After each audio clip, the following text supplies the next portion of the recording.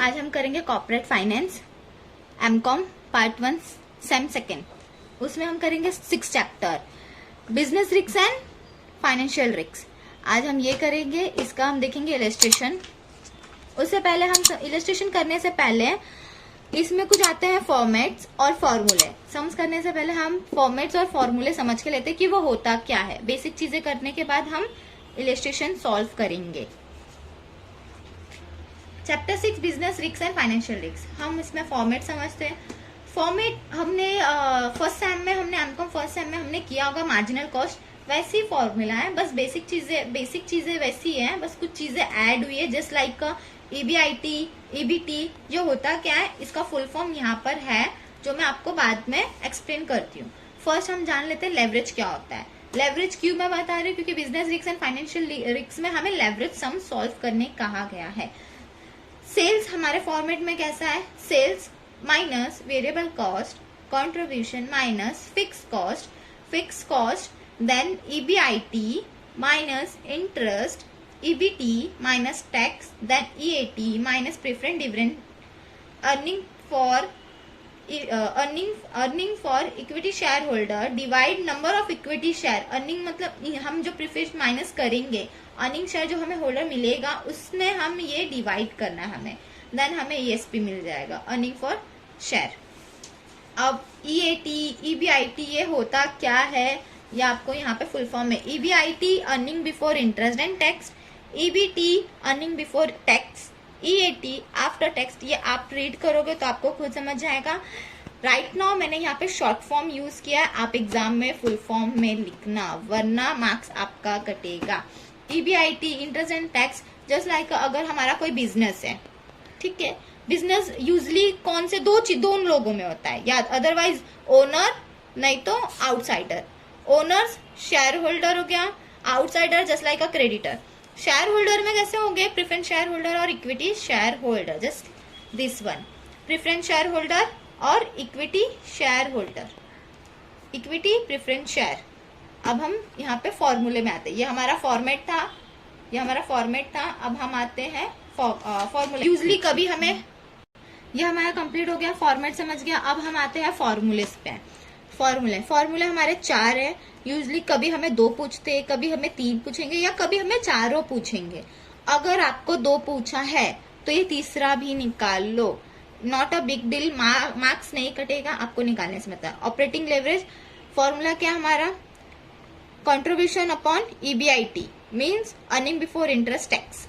Financial leverage का क्या है, EBIT earning before interest tax divide by EBT earning before tax.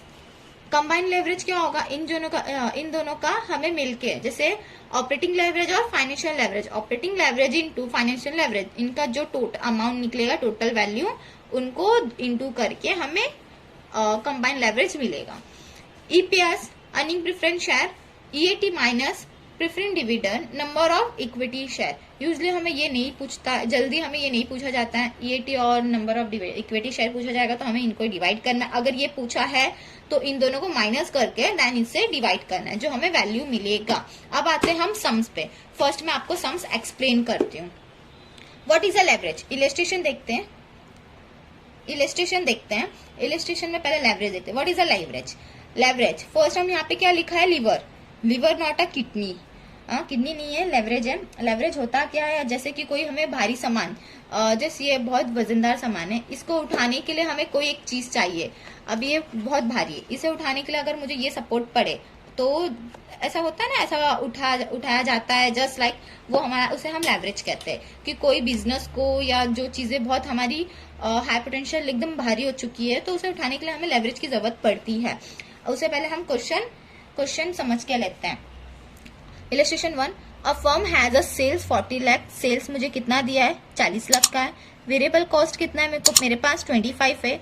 Fix cost कितना है, 6 lakh. 10% debenture of 30 lakh, debenture दिया है 10% 30 लाख, मीन्स 30 लाख पे मुझे 10% डेबेंचर निकालना है। 30 लाख पे मुझे 10% डेबेंचर निकालना है। ओके, हम देखते हैं आगे।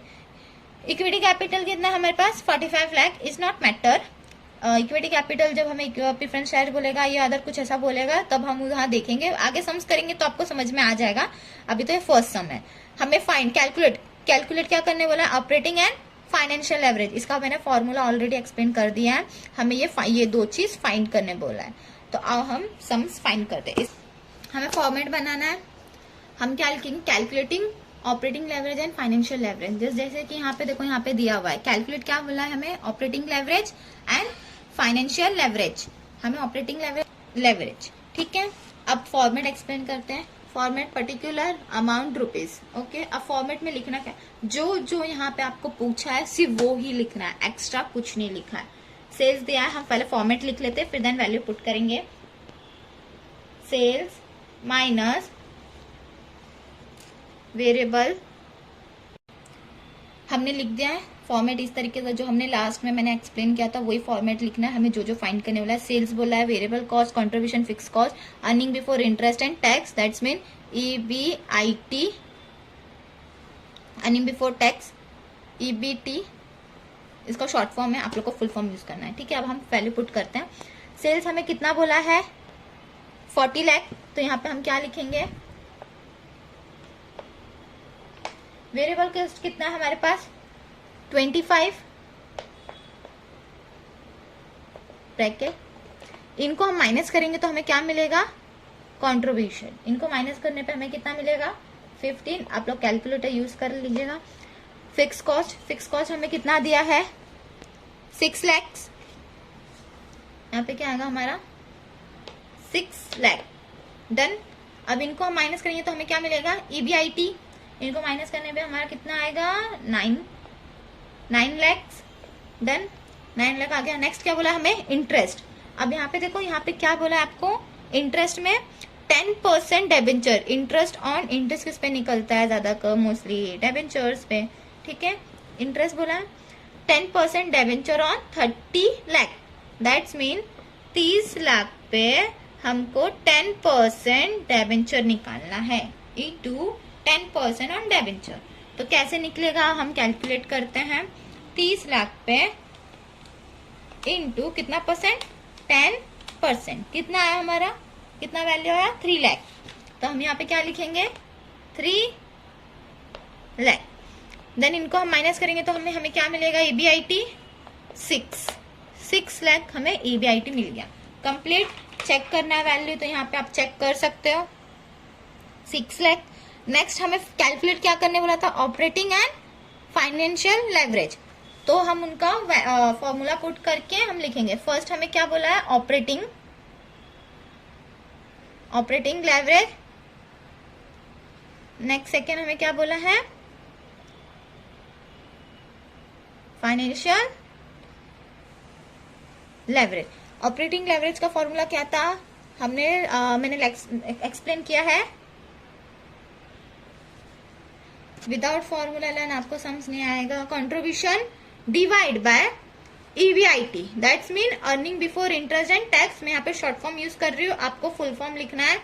EBIT कंट्रीब्यूशन मेरा कितना है, कंट्रीब्यूशन 15 लाख, यहाँ पे क्या लिखूंगी 15 डिवाइड बाय EBIT कितना है मेरा 9। अब इनको मैं डिवाइड करती हूँ, 15 लाख डिवाइड बाय कितना बोला है 9, कितना है मेरा 1.666। तो हम क्या लेंगे 1.67, डन। नेक्स्ट क्या है, फाइनेंशियल लेवरेज। फाइनेंशियल लेवरेज का फॉर्मूला क्या है, EBIT फुल फॉर्म यूज करना है upon EBT, earning before interest tax divide by earning before tax. EBIT हमारा कितना है 9 लाख, EBIT हमारा कितना है 6 लाख। तो वैल्यू आंसर क्या आएगा 9 लाख डिवाइड बाय 1.5, ये हमारा निकल गया। हमें यहाँ पे दो ही फाइंड करने बोला है, ऑपरेटिंग एंड फाइनेंशियल लेवरेज। अगर हमें कंबाइंड लेवरेज फाइंड करने बोला तो कंबाइन कैसे निकलेगा हमारा, तीसरा कंबाइंड लेवरेज। फॉर्मूला क्या है हमारा कंबाइंड लेवरेज का, OPOL into FL means operating leverage into financial leverage.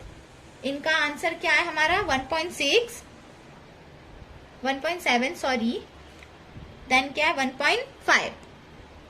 इनको इंटू करते हैं 1.67 इंटू 1.5, आंसर क्या हमारा 2.505, या जो आपको ठीक लगे वो आप अप्रॉक्स लिख सकते हो, अप्रॉक्स। यहाँ पे हमारा सम कंप्लीट हो चुका है, आप लोग देख सकते हैं। नेक्स्ट इलस्ट्रेशन हम करेंगे बाद में, अभी फिलहाल के लिए एक सम काफी है।